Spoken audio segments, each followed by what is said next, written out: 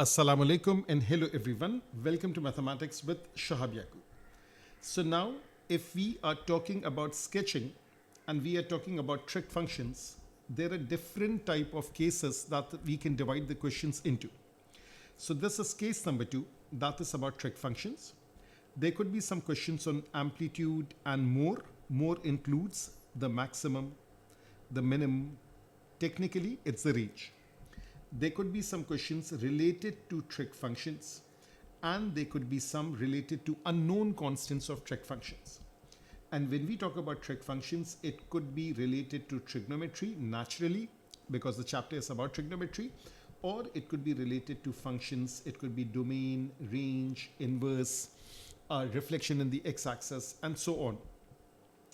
So now when we talk about trig functions, this one is basic, that is for the premium channel, and let me go ahead for this one. So this is case 2b, that is about trig function, and what questions I'll be doing over here. So there are these questions that I'll be solving and uploading the video on YouTube. So let me go to question 25 and 22. I think this is 25. And from those people who are using the topical book, that's question number 25. And year-wise, yes, year-wise, which one is this? This is October-November 2014, variant 1-2, and this is question number 11. So let's solve this particular question.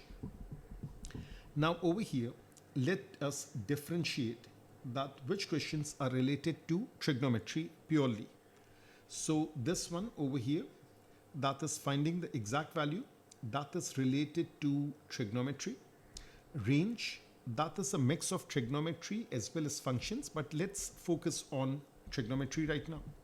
Sketching the graph, that is also trigonometry, and the only thing that is related to functions, that is purely functions, that is the inverse. So of course I'll be solving the whole question.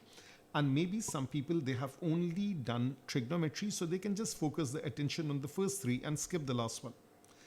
So now over here, what do we see? We see a question. That question says fx is such and such. So first of all, I have a habit of writing things in the proper order. So this is negative 4 cosine half x, and put it a bracket, and plus 6. And it is defined for the interval x lies between 0 and 2 pi. The first thing I'll just skip for right now. Let me focus my complete attention to part 2 and 3 because they are linked. Now there are two choices. Either I can do part 3 first and then I can move to part 2. That means I can sketch the graph and then state the range, or I can first do part 2 and then move to part 3. Doesn't make a difference. Now if I do part 2 first, what will happen is that I'll focus on the concept that cosine x, the maximum value for any angle is 1, the minimum value is negative 1. That means this whole thing over here, the one in blue color, and along with that the cosine thing. This whole thing could be 1, this whole thing could be negative 1. So let me write over here. So negative 4 into 1 plus 6, that is giving me 6 minus 4, which is 2. And negative 4 into negative 1 plus 6, it's giving me 10. Now we see that a maximum value of 1 is giving me a smaller value, whereas a minimum value of negative 1 is giving me a bigger value. Why is that so? The reason is this special sign, which is the negative sign, because the graph is flipped. So where the maximum was occurring, that now becomes a minimum, and vice versa. That is the logic behind it. So as far as the range is concerned, we can write that fx lies between two values. The bigger one is 10, the smaller one is 2. And if they ask for the maximum and minimum separately, we can write minimum over here, we can write maximum over here. So part 2 is done and dusted. And let me also copy this thing because I think I'll be needing another page. And of course we have the answer, so I'll let you check the answers also. So now part 2 is done. Part 3. What does part 3 says? That is sketching the curve. Now think about a few things. Cosine half x. Cosine kx, it means k cycles in 360 degrees. 2 pi is 360 degrees. That's the equivalent in radians. And then there is -4. And we already know the maximum and minimum over here.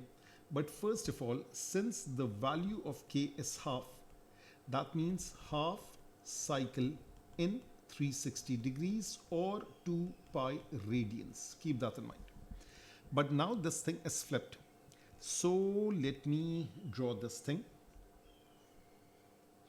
And let me draw somewhere over here. It's half a cycle that I'm interested in. So let me first draw it like this. Little bit. And then it goes like this. And of course, on the iPad, I can do a lot of adjustment like this. So now over here, black marker. And this is 2 pi, half cycle in 2 pi. This is pi. And I have drawn -4 cosine half x. So I have first drawn in red color -4 cosine half x. That means the maximum is 4 and minimum is -4. Now let me copy this thing. I'll be needing more space. So let me copy this thing and let me take it on the next page. Okay, all got all over here. So now that is the thing. And I'll be needing some more space. Okay. And let me just remove this for right now. So now this thing is done. What I can do is that let me erase this thing and let me draw an even bigger line like this. Okay. So now this you have to foresee that what exactly do you need, because the maximum value over here where it is 10 over here and 2 over here. Now we are taking it 6 units up. So let me use a blue marker. Fx, that is -4 cosine half x plus 6. I have to move it 6 units up. So a little bit of realistic diagram. This is 2, this is -2, that's 2.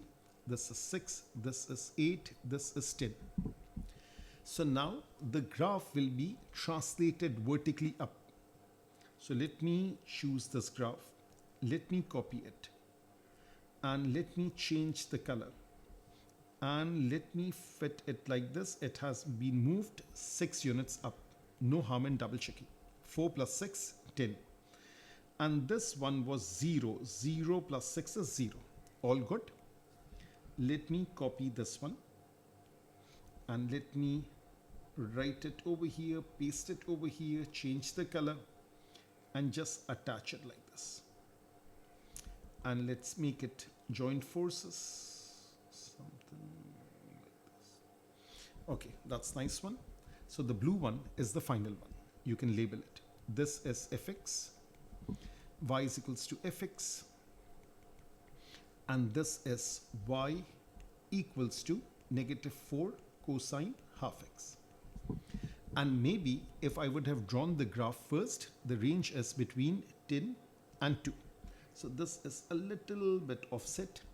So let me just use the precision eraser and let me just cut this down a bit. Something like this and something like this. So I think that would do the job right now. Okay, approximately like this. And this one is approximately like this. Okay, so I think I've drawn it with great precision. So now part 2 is done. Part 3 is done. Now let me focus on the first part. Find the exact value. So if I focus on the first part, find the exact value of x for which fx is 4. So 6 minus, I need some space. Let me write over here, part 1. And this is -4 cosine half x plus 6 equals to 4. All good? Fx is equals to 4. -4 cosine half x, 4 minus 6 is -2. Cosine half x, that is equals to and I think I missed out a negative sign, the equal sign. Cosine half x is half. Now this is the trigonometry, the 4-step solution. So now the first thing, we are talking about first and fourth quadrant, and then we are interested in the range x lies between 0 and 2 pi. Therefore half x lies between 0 and pi. And then the next one, the basic angle, cosine of alpha is half, therefore alpha is pi by 3. And last but not the least, half x is equals to pi by 3 in the first quadrant, 2 pi minus pi by 3, that is in the fourth quadrant. So now if I focus with colors, this is the first quadrant, this is the first quadrant, this is the fourth quadrant, this is the fourth quadrant, but because of this, it is out of the range. So therefore, I'll skip this one. I'll accept this one. Half x is pi by 3, therefore x is 2 into pi by 3, that is 2 pi by 3. So that is the exact value. No harm in double checking the answer. The answer is somewhere over here, that is 2/3 pi. Fx lies between 10 and 2. This one is the sketch. They have not drawn the sketch. And now let's move to the functions thing. So now the functions thing, that is this part, I'll be needing one more page, that is over here. And let's do the last part. So the last part was about the functions thing. Find an expression for f inverse x. Now we know that inverse only exists for a 1-to-1 function. Is this a 1-to-1 function? Yes, it passes horizontal line test. So now this is pretty basic. Let y is equals to fx. Therefore, f inverse y equals to x, and let me make the marker a bit thicker. So y is equals to -4 cosine half x plus 6. Y minus 6 is -4 cosine half x.